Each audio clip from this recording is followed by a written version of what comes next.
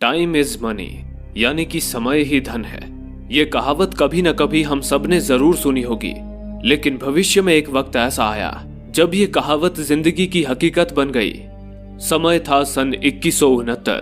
ये नतीजा था एक जेनेटिक इंजीनियरिंग का, जिसका मकसद था इंसानों को हमेशा के लिए अमर बनाना और उनकी उम्र 25 साल से ज्यादा बढ़ने ना देना। हालांकि इससे इंसान की उम्र 25 साल तक आकर रुक तो गई, लेकिन 25 साल के बाद इंसान केवल 1 साल ही जिंदा रह सकता था। इंसान जैसे ही 25 साल का होता था तो उसके हाथ में लगी एक डिजिटल घड़ी में 1 साल का काउंटडाउन शुरू हो जाता था। जिस पल काउंटडाउन 0 हुआ, उसी पल वो इंसान दम तोड़ देता था। इस वजह से टाइम इतना कीमती हो गया था कि टाइम ही अब सारी दुनिया की करेंसी बन गई। इंसान दिन रात मेहनत करके पैसे नहीं बल्कि टाइम कमाते थे, जिसके बदले वे खाना पानी और रोजमर्रा की जरूरी चीजें खरीद पाते थे। लेकिन अगर उन्होंने अपना सारा समय खर्च कर दिया तो उनकी मौत हो जाती थी। अमीरों के पास तो इतना टाइम था कि वो अमर हो चुके थे, लेकिन वहीं गरीब मिडिल क्लास लोगों को हर दिन मेहनत करके अपने लिए टाइम कमाना होता था। हर व्यक्ति के पास केवल 24 घंटे का ही समय होता था, इसलिए वो हर सेकंड मौत के ख्याल में जीते थे। अब देश को अलग अलग टाइम जोन में बांट दिया गया था। न्यू ग्रीनिच वो टाइम जोन था जहां केवल अमीर रहते थे, और गेटो टाइम जोन में गरीब मिडिल क्लास लोगों का बसेरा था। गेटो के डेटन शहर में रहने वाला विल भी उन्हीं मिडिल क्लास लोगों में से एक था, जिसकी घड़ी में केवल 23 घंटे ही बचे थे।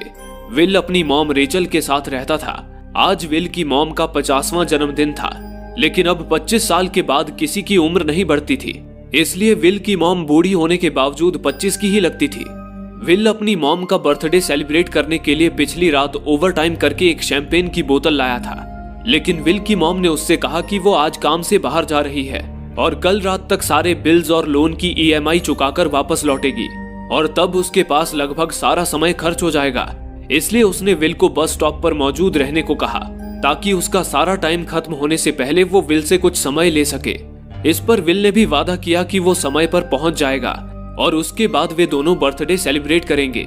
विल की मॉम ने उसके हाथ को छूकर उसकी वॉच में 30 मिनट ट्रांसफर किए, ताकि विल अच्छा नाश्ता खरीद कर खा सके। इसके बाद दोनों अपने अपने काम पर निकल गए। विल फैक्ट्री पहुंच गया। काम शुरू करने से पहले वो कॉफी लेने आया। उसी वक्त दुकानदार ने कॉफी और सारी चीजों के दाम बढ़ा दिए। पहले जो कॉफी 3 मिनट की मिलती थी, अब वो 4 मिनट की मिल रही थी। दुकानदार इसी तरह जब चाहे तब चीजों के दाम बढ़ा देते थे। विल ने कॉफी के लिए अपने समय से 4 मिनट पे किए और काम पर लग गया। दिन भर के काम के बाद रात के वक्त विल एक बार में आया, जहां उसका जिगरी दोस्त बोरेल भी मौजूद था, जो अव्वल दर्जे का शराबी था। विल बोरेल को घर ले जाने आया था, क्योंकि घर पर उसकी पत्नी उसके लिए परेशान हो रही थी, लेकिन बोरेल वहां से जाने को तैयार नहीं था। उसने एक आदमी की ओर इशारा कर विल को बताया कि वो आदमी सबको फोकट की दारू पिला रहा है। ये सुनकर विल ने उस आदमी की घड़ी को देखा। उस आदमी के पास 116 साल का समय था। ये आम बात नहीं थी, क्योंकि गेटो में लोगों के पास ज्यादा से ज्यादा 2 दिन ही होते थे, और अगर उससे ज्यादा समय किसी के पास हो तो लुटेरे उसका समय चुरा लेते थे। विल उस आदमी के पास आया और उसे सतर्क करने लगा कि यहाँ चोर लुटेरों का खतरा है, इसलिए उसे अपने समय की हिफाजत करने के लिए इसी वक्त यहाँ से निकल जाना चाहिए। लेकिन उस आदमी को जैसे अपने समय की कुछ पड़ी ही ना हो, वो विल की बातों को इग्नोर करने लगा। तभी उस बार में फोर्टिस नाम का एक गैंगस्टर अपनी गिरोह के साथ आ धमका, जिसे देख सारे लोग बार से निकल भागे। बोरेल भी विल को खींचकर वहां से ले जाने लगा, लेकिन विल ने बोरेल को वहां से जाने को कहा और खुद छुपकर सब देखने लगा। फोर्टिस हैमिल्टन का सारा समय लूटने आया था, पर अपने शिकार को लूटने से पहले फोर्टिस उन्हें एक टाइम फाइट के लिए चैलेंज करता था। ये टाइम फाइट आर्म रेसलिंग की तरह थी, जिसमें फाइटर्स को एक दूसरे की कलाई पकड़नी होती थी और अपने विरोधी की कलाई नीचे करनी होती थी। जिस भी फाइटर की कलाई नीचे होती थी उसका टाइम घटने लगता था और वो टाइम उसके ओपोनेंट के हाथ में ट्रांसफर होने लगता था। इस तरह इस टाइम फाइट में जीतने वाला व्यक्ति सारा समय ले जाता था और हारने वाले की मौत हो जाती थी। फोर्टिस ने हैमिल्टन को भी टाइम फाइट के लिए चैलेंज किया। इस पर हैमिल्टन ने फोर्टिस से कुछ समय की मोहलत मांगी और बाथरूम में आकर बेतहाशा उल्टियां करने लगा। हैमिल्टन को काफी चढ़ गई थी, इसलिए उसका हारना तय था। विल भी उसी बाथरूम में छुपा हुआ था। मौका मिलते ही वो हैमिल्टन को लेकर बार से भाग निकला और उसे फोर्टिस से बचाकर एक सुरक्षित जगह पे ले आया। विल हैमिल्टन के पास इतना सारा समय देख समझ चुका था कि वो न्यू ग्रीनिच टाइम जोन से है। विल ने चिढ़कर हैमिल्टन से कहा, तुम जानबूझकर अपना समय बर्बाद क्यों कर रहे हो? इस पर हैमिल्टन मुस्कुराया और विल से पूछा, तुम्हारी उम्र कितनी है? विल ने बताया, 28 साल। हैमिल्टन ने कहा, मेरी उम्र 105 साल है और अब मैं जिंदगी से थक चुका हूँ, और ऐसी जिंदगी का भी क्या मतलब जो गरीब मजबूर लोगों की मौत से मिली हो। ये सुनकर विल ने हैरानी से पूछा, आखिर तुम कहना क्या चाहते हो? इस पर हैमिल्टन ने कहा, लगता है तुम अब तक हकीकत से अनजान हो। क्या तुमने कभी सोचा है कि इस दुनिया में अलग अलग टाइम जोन्स क्यों बनाए गए हैं? आखिर क्यों तुम्हारे टाइम जोन गेटों में किसी भी वक्त चीजों के दाम और टैक्स बढ़ा दिए जाते हैं? दरअसल महंगाई जानबूझकर बढ़ा दी जाती है ताकि गरीब लोग मरते रहें और उनकी मौत का फायदा ग्रीनिच टाइम जोन के अमीर लोगों को होता रहे। असल में ये सारा सिस्टम उन्हीं का बनाया हुआ है। जरा सोचो, वहां ग्रीनिच टाइम जोन में लोगों के पास जीने के लिए लाखों साल है, लेकिन यहाँ गेटों में तुम लोग हर रोज जीने के लिए संघर्ष करते हो। ऐसा इसलिए है क्योंकि उन्होंने तुम्हें ये करने के लिए मजबूर किया है। वे लोग तुम लोगों को ज्यादा समय देना ही नहीं चाहते ताकि तुम लोग मजबूरी में उनके लिए काम करते रहो, और तो और महंगाई बढ़ाकर वे तुम्हें ज्यादा से ज्यादा समय खर्च करने पर मजबूर करते हैं ताकि तुम्हारे समय से वो अमर हो सके।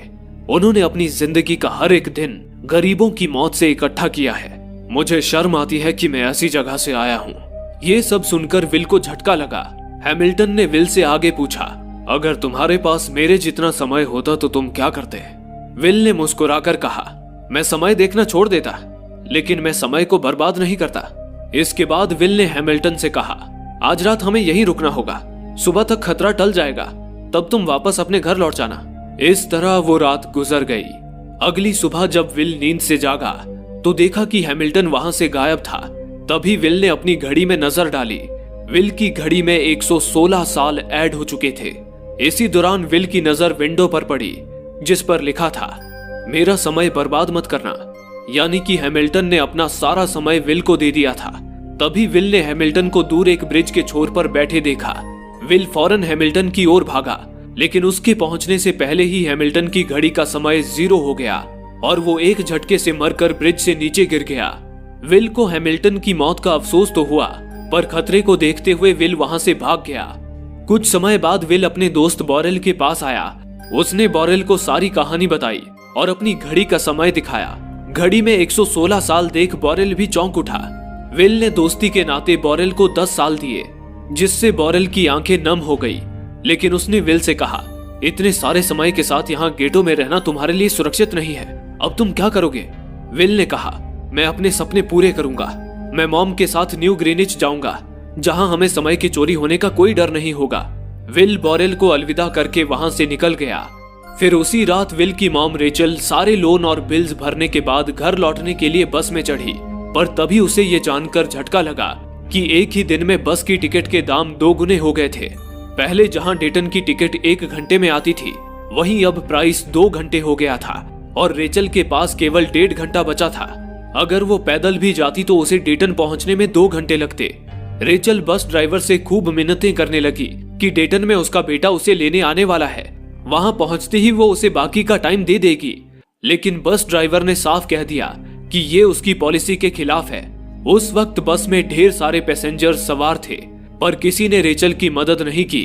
इतने में ही बस वहां से निकल गई। रेचल के पास ज्यादा टाइम नहीं बचा था, इसलिए वो दौड़ती हुई ही घर की तरफ भागने लगी। इसी दौरान उधर विल अपनी मॉम के लिए फूलों का गुलदस्ता लिए बस स्टॉप पर उनका इंतजार कर रहा था, पर तभी बस में रेचल को ना पाकर विल परेशान हो उठा। उसे समझ आ गया कि उसकी मॉम मुसीबत में है। वो उसी वक्त अपनी मॉम की तलाश में भागा। उधर रेचल के पास अब केवल कुछ ही मिनट बचे थे। वो लोगों के घरों का दरवाजा पीट पीट कर उनसे थोड़ा समय उधार मांग रही थी, लेकिन कोई भी उसकी मदद करने को तैयार नहीं था। इधर विल जब कुछ दूर गया तो उसे उसकी मॉम नजर आ गई। अपनी मॉम को भागते हुए देख विल समझ गया कि उनके पास ज्यादा समय नहीं है। वो अपना हाथ आगे कर पूरी फुर्ती से उनकी ओर भागा। इधर रेचल के पास केवल 10 सेकंड ही रह गए थे। वो भी पूरी तेजी से विल की ओर भाग रही थी, लेकिन केवल 1 सेकंड के फासले ने विल की मॉम को मौत की नींद सुला दिया। विल अपनी मॉम को गोद में लिए रोता रहा। अगली सुबह तक हैमिल्टन की मौत की खबर आग की तरह फैल चुकी थी। आज की दुनिया में टाइम कीपर्स होते थे जो पुलिस की तरह थे। वे गेटों में टाइम की चोरी करने वाले लोगों को पकड़ते थे। टाइम कीपर्स के चीफ ऑफिस रेमंड ने हैमिल्टन की लाश बरामद कर ली थी। रेमंड ने आसपास के लोगों से पूछताछ कर पता लगाया था कि मरने से पहले हैमिल्टन के पास 100 साल से भी ज्यादा समय था, लेकिन अब उसका समय 0 देख रेमंड को लगने लगा कि जरूर किसी ने हैमिल्टन का समय चुराने के लिए उसकी हत्या की है। तभी रेमंड की नजर उस ब्रिज के पास लगे सीसीटीवी कैमरे की तरफ गई। वो सीसीटीवी फुटेज चेक करने निकल पड़ा। दूसरी ओर विल समझ चुका था कि उसकी मॉम की मौत के लिए ग्रीनिच में रहने वाले अमीर लोग ही जिम्मेदार हैं, जिन्होंने गेटो शहर के लोगों को एक एक सेकंड का मोहताज बना दिया है। विल उनसे बदला लेने ग्रीनिच की तरफ निकल गया। ग्रीनिच पहुंचने के लिए लगभग 4 टाइम जोन्स का बॉर्डर पार करना होता था और हर टाइम जोन के बॉर्डर को पार करने के लिए मोटी कीमत चुकानी पड़ती थी। यही वजह थी कि गरीब लोग कभी ग्रीनिच टाइम जोन तक नहीं पहुंच पाते थे। विल ने अपने समय का लगभग 1 साल खर्च करके सारे बॉर्डर्स पार किए और ग्रीनिच आ पहुंचा। वहां अमीरों की ऐशो आराम से भरी जिंदगी देख विल को बड़ी हैरानी हुई। वहां लोगों के पास इतना समय था कि ना तो किसी को कहीं पहुंचने की जल्दी थी और ना ही किसी को समय देखना पड़ता था। वहां हर कोई अपने समय की सुरक्षा के लिए बॉडीगार्ड्स लेकर घूमता था। विल वहां एक महंगे होटल में रुका और उनकी दुनिया में घुलने मिलने लगा। इसी दौरान दूसरी ओर टाइम कीपर रेमंड हैमिल्टन की मौत के वक्त का सीसीटीवी फुटेज चेक कर रहा था। हालांकि कैमरे ने हैमिल्टन को ब्रिज से गिरते हुए रिकॉर्ड नहीं किया था, लेकिन उस फुटेज में विल ब्रिज के पास खड़ा नजर आ रहा था, जिससे रेमंड की नजरों में विल ही हैमिल्टन का कातिल बन चुका था। रेमंड ने फौरन विल की तलाश शुरू कर दी। दरअसल टाइम कीपर्स का काम केवल टाइम के चोरों को ही पकड़ना नहीं था, बल्कि वो ये भी देखते थे कि सिस्टम सही से काम करता रहे। टाइम कीपर्स के पास सभी टाइम जोन का डेटा होता था, जिससे उन्हें पता चलता था कि किसी टाइम जोन में हर एक व्यक्ति का एवरेज टाइम कितना है। जैसे कि गेटो में लोगों का एवरेज टाइम 1 दिन होता था। इस डेटा के मुताबिक अगर विल गेटो शहर में होता तो गेटो शहर का एवरेज टाइम बढ़ा हुआ दिखाई देता। इससे रेमंड समझ गया कि विल गेटो शहर में नहीं है। तभी रेमंड की टीम ने सीसीटीवी कैमरे के जरिए विल को गेटो से ग्रीनिच जाते हुए देख लिया। रेमंड उसी वक्त अपनी टीम के साथ ग्रीनिच शहर की ओर रवाना हो गया। दूसरी ओर ग्रीनिच शहर में विल एक कसीनो में आया। विल गैम्बलिंग में माहिर था। उसके लिए अमीरों से पैसे निकलवाने का ये सबसे बेहतर तरीका था। विल ने फिलिप वाइज नाम के एक रईस आदमी के साथ पोकर की बाजी खेली। उसने अपना सारा समय दाव पर लगा दिया और अपने हुनर की बदौलत फिलिप से 1100 साल जीत लिए। हालांकि फिलिप एक बैंकर था, उसके लिए 1100 साल चिल्लर की तरह थे, क्योंकि उसने गरीबों को ऊंची ब्याज दरों में टाइम लोन में देकर करोड़ों साल जमा कर लिए थे। फिलिप विल की गैम्बलिंग की कला से काफी प्रभावित था। उसने विल को अपनी बेटी सिल्विया से मिलवाया। सिल्विया भी विल की शख्सियत से काफी प्रभावित थी। उसने विल को कल रात अपने घर पार्टी पर इनवाइट किया। फिर अगली शाम विल एक नई नवेली कार खरीदकर फिलिप की पार्टी में पहुंचा। वहीं विल और सिल्विया की बातचीत बढ़ी और सिल्विया मन ही मन विल को दिल दे बैठी। वो अपनी दिल की बात विल से कह पाती उससे पहले ही टाइम कीपर रेमंड अपनी टीम के साथ वहां आ पहुंचा और विल को पकड़ लिया। उसने पहले तो विल का सारा समय जब्त कर लिया और उसे केवल 2 घंटे दिए। उसके बाद वो विल को हैमिल्टन के खून के इल्जाम में गिरफ्तार करने लगा। विल को खूनी समझकर सिल्विया भी उससे नाराज हो गई। तभी विल रेमंड के आदमियों को मार पीट कर उनके चंगुल से आजाद हो गया और उनकी बंदूक लेकर सिल्विया को बंदी बना लिया। सिल्विया को ढाल बनाकर विल उसे साथ लेकर भाग निकला और रेमंड और उसके आदमियों को चकमा देता हुआ वापस गेटो शहर आ पहुंचा। इस दौरान विल के पास समय काफी कम हो चुका था। उसने सिल्विया से कुछ समय उधार मांगा, लेकिन सिल्विया ने उसे 1 सेकंड भी देने से इनकार कर दिया, क्योंकि वो भी उसे हैमिल्टन का कातिल समझ रही थी। इसी जद्दोजहद में विल का रास्ते से ध्यान हट गया।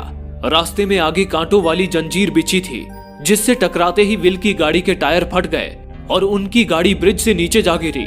इस हादसे में विल और सिल्विया बेहोश हो गए। असल में रास्ते में वो कांटे फोर्टिस और उसकी गैंग ने बिछाए थे। फोर्टिस ने देखा कि सिल्विया के पास 10 साल का समय था। वो सिल्विया का सारा समय चुराने लगा, पर तभी उन्हें टाइम कीपर्स की गाड़ी की साइरन सुनाई दी, जिसे सुनकर फोर्टिस अपने गैंग के साथ वहां से भाग निकला। इतने में ही विल और सिल्विया को होश आया। सिल्विया ये देख बेचैन हो उठी कि उसके पास सिर्फ 30 मिनट ही बचे थे, लेकिन विल को समझ आ गया कि ये फोर्टिस का ही काम है।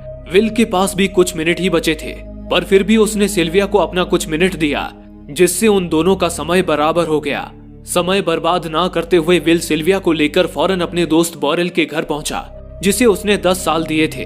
पर तभी बोरेल की पत्नी ने दरवाजा खोला और विल से नाराजगी जताते हुए कहा, तुम्हारे दिए 10 साल ने मेरे बोरेल की जान ले ली। उसने सारा टाइम शराब में उड़ा दिया, जिससे उसकी मौत हुई। ये सुनकर विल मायूस हो गया, पर उसके पास शोक मनाने का भी वक्त नहीं था। विल और सिल्विया के पास केवल 2.5 मिनट बचे थे। सिल्विया बहुत ज्यादा पैनिक होने लगी।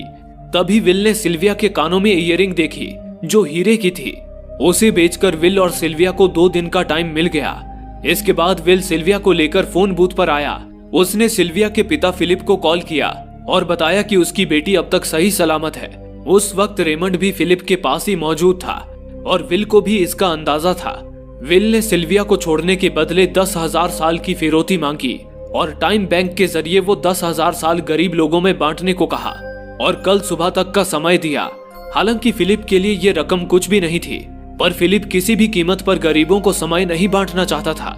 उधर विल सिल्विया को अपने घर ले आया था, जहां वे दोनों सुबह होने का इंतजार कर रहे थे।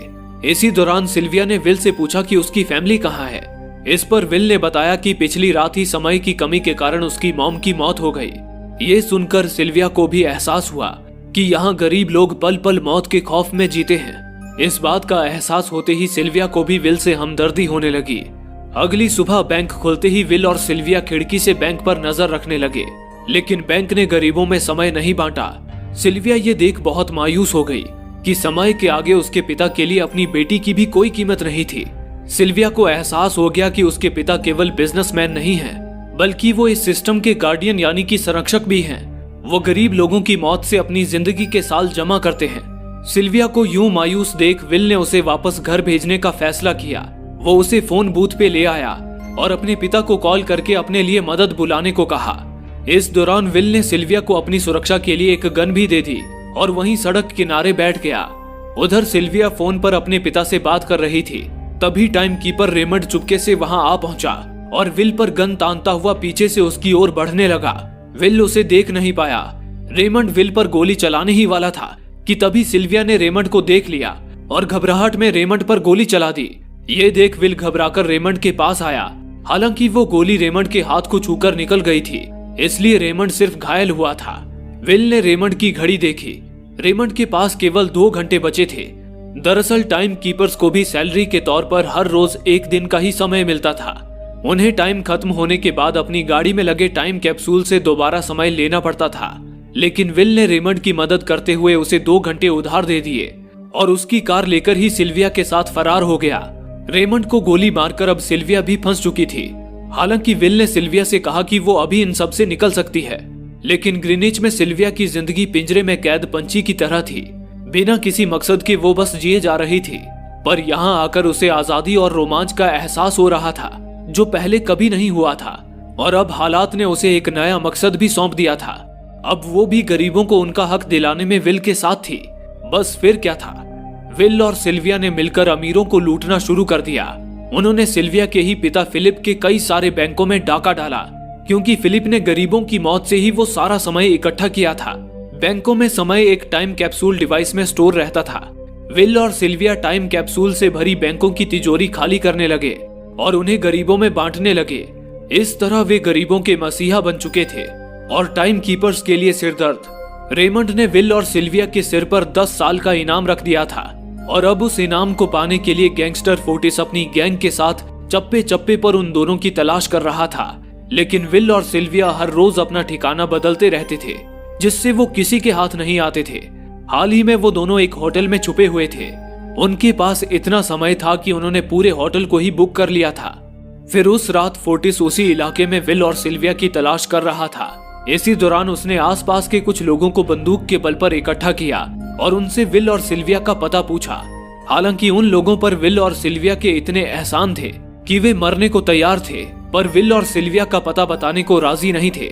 लेकिन तभी एक आदमी ने मौत के डर से फोर्टिस को उस होटल का पता बता दिया जहां विल और सिल्विया छुपे हुए थे। इसी दौरान उधर विल और सिल्विया होटल रूम में प्यार के फूल खिला रहे थे। तभी कमरे का दरवाजा तोड़कर फोर्टिस और उसके आदमी अंदर घुस आए और विल को धर दबोचा। अब विल और सिल्विया का उनसे बच पाना नामुमकिन था, लेकिन इतनी मुश्किल से हाथ आए विल को फोर्टिस आसानी से खत्म नहीं करना चाहता था। फोर्टिस ने विल को एक टेबल पर बिठा दिया और उसे टाइम फाइट के लिए चैलेंज किया। हालांकि विल जानता था कि वो हारे या जीते, फोर्टिस के आदमी उसे मार ही डालेंगे, लेकिन विल ने चैलेंज एक्सेप्ट किया। फोर्टिस और विल ने एक दूसरे की कलाई पकड़ ली और इसी के साथ मौत का खेल शुरू हुआ। फोर्टिस माहिर खिलाड़ी था। उसने शुरुआत में ही विल का हाथ नीचे कर दिया, जिससे विल का समय फोर्टिस में ट्रांसफर होने लगा। फोर्टिस अपनी बाजुओं का पूरा जोर लगा रहा था, पर विल कोई दम ही नहीं दिखा रहा था। लग रहा था वो जानबूझकर हार रहा हो। विल के पास अब केवल कुछ ही सेकंड्स बचे थे। ये देख फोर्टिस को अपनी जीत का पूरा यकीन हो गया। ओवर कॉन्फिडेंस में उसने पकड़ ढीली कर दी। ये विल की ट्रिक थी। मौका पाकर विल ने फोर्टिस का हाथ नीचे कर दिया। अब विल के बाजुओं की ताकत के आगे फोर्टिस ढीला पड़ चुका था। वो बस हारने ही वाला था। ये देख फोर्टिस के आदमियों का ध्यान फोर्टिस की घड़ी पर अटक गया। इतने में ही मौका पाकर विल ने अपने जूते से गन निकाली और पलक झपकते ही फोर्टिस के सारे आदमियों को शूट कर दिया। इसी के साथ फोर्टिस का टाइम 0 हो गया और वो भी बेमौत मारा गया। विल और सिल्विया फौरन वहां से भाग निकले। इसी दौरान उन्होंने देखा कि अमीरों ने सारा खेल पलट दिया था। विल और सिल्विया ने गरीबों में जितना भी समय बांटा था, उन सब की वैल्यू अब कुछ भी नहीं रही थी, क्योंकि अमीरों ने महंगाई की दर को कई गुना बढ़ा दिया था। ये देख विल हारा हुआ महसूस करने लगा। उसने सिल्विया से कहा कि अब सब खत्म हो चुका है। अगर वे लोगों में 1000 साल भी बांट दें तो अमीर लोग महंगाई को और ज्यादा बढ़ा देंगे, जिससे लोगों की हालत कभी नहीं सुधर पाएगी। इस पर सिल्विया ने कहा, तो फिर हमें लोगों की हालत सुधारने के लिए उन्हें कितने साल देने होंगे? इस पर विल ने कहा, लगभग 10 लाख साल। अगर हमारे पास लाखों साल हों, तभी हम महंगाई को मात दे सकते हैं। हालांकि ये नामुमकिन था, पर सिल्विया ने इसके लिए एक प्लान सोच रखा था। अगली ही सुबह जब फिलिप अपने दर्जनों बॉडीगार्ड्स के साथ अपने ऑफिस पहुंचा, तभी सिल्विया वहां आई और उसने अपने पिता से कहा कि वो सरेंडर करना चाहती है। तब सारे गार्ड्स ने सिल्विया पर गन तान दी, लेकिन तभी पीछे से गार्ड के भेष में विल वहां आ पहुंचा और उसने फिलिप के सिर पर गन अड़ा दिया। विल और सिल्विया ने फिलिप के लॉकर से एक टाइम कैप्सूल चुरा लिया, जिसमें 10 लाख साल मौजूद थे। उस टाइम कैप्सूल का एक एक साल गरीबों की ही मौत से आया था, जिसे फिलिप और उसके जैसे सारे अमीरों ने दबा रखा था। विल और सिल्विया वो टाइम कैप्सूल ले भागे। उधर रेमंड को जब ये बात पता चली तो वो फौरन विल और सिल्विया के पीछे लग गया, क्योंकि अगर वो 10 लाख साल गरीबों को मिल जाते तो गेटो टाइम जोन का हर एक इंसान अमर हो जाता और अमीरों का बनाया पूरा सिस्टम तहस नहस हो जाता। रेमंड ने विल और सिल्विया को पकड़ने के लिए अपनी पूरी जी जान लगा दी, लेकिन वो उन्हें रोक नहीं पाया। विल और सिल्विया रेमंड को चकमा देकर गेटो शहर आ गए और वो टाइम कैप्सूल एक सुरक्षित हाथों में सौंप दिया। इसके बाद वे रेमंड से भागते हुए एक सुनसान जगह पर आ पहुंचे। उधर उस टाइम कैप्सूल में मौजूद लाखों साल को बांटकर डेटन शहर के लोग अमर होते जा रहे थे, लेकिन वहीं विल और सिल्विया के पास बहुत ही कम समय बचा था। बदकिस्मती से उसी पल रेमंड ने उन्हें पकड़ लिया। रेमंड ने विल को धमकी देते हुए कहा, अगर अपनी जान की खैरियत चाहते हो तो चुराया हुआ सारा समय वापस कर दो। तब विल ने उसे अपनी घड़ी का समय दिखाया। विल और सिल्विया के पास खुद केवल कुछ ही मिनट बचे थे। विल ने रेमंड से कहा, कहीं तुम भूल तो नहीं गए?